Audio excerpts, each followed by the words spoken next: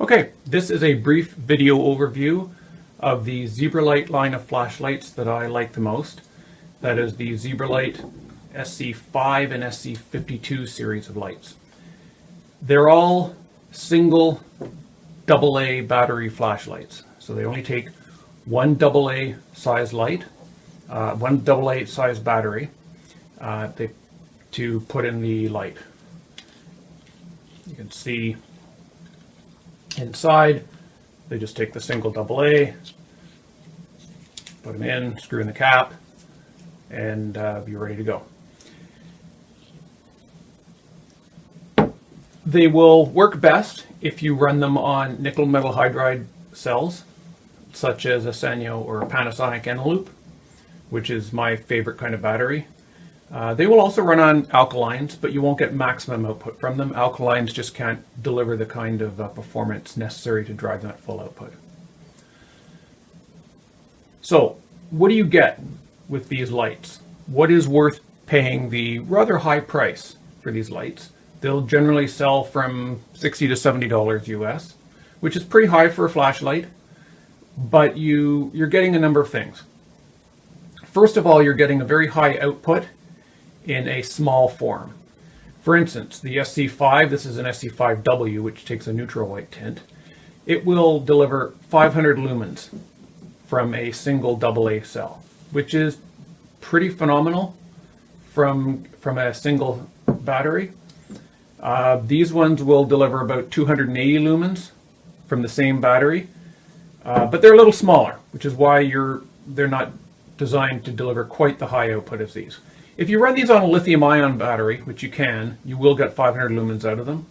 This one you cannot run on a lithium-ion battery. It only runs on AA's, either nickel metal hydride or alkalines, but you will get the 500 lumens as well. So I kind of like this one.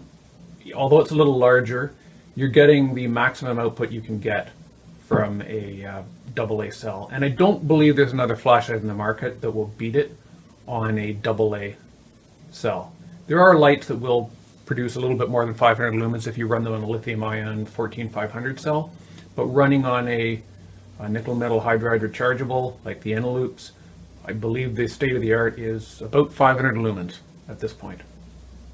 So that's one thing you're getting. They are, as you can see, they are quite small. They will fit easily, clip onto a pocket. They will even fit into a pocket. The SC52s, you can put them in your pocket and they're not too bulky.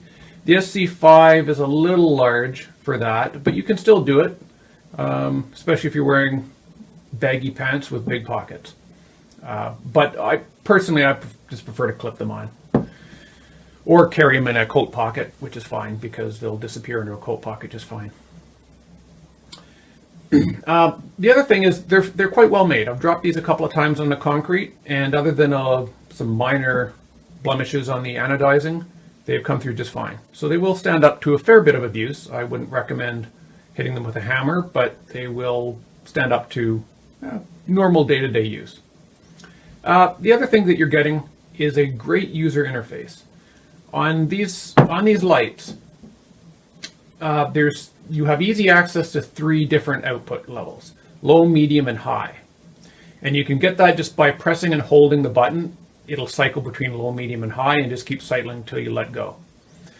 You also have access to, on each of these modes, you have access to another mode. You can do a kind of a lower medium or the regular higher medium.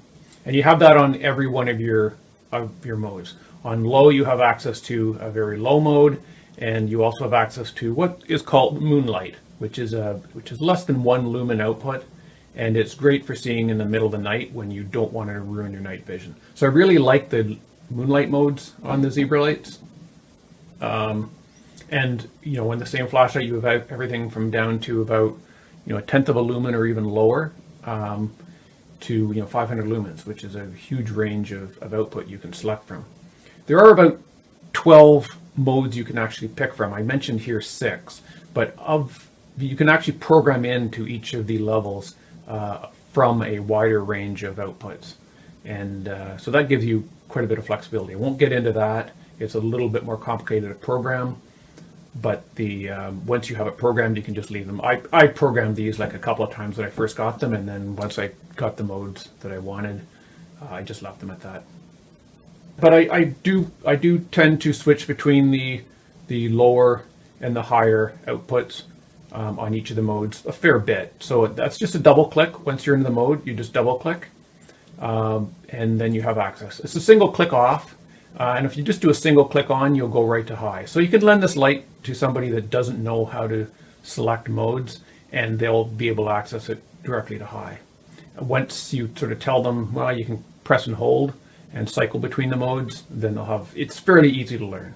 The one thing is for access to low, if you get up in the middle of the night and you definitely don't want to turn on 500 lumens, it's about half a second press and to get into low and then release, and then you won't have to worry about it jumping to a higher level. So that takes a little bit of getting used to, that half second delay or so, but once you do get used to it, it's very easy to do. So that's my brief overview of the Zebralight lights that I like, and hope you enjoyed it. Goodbye.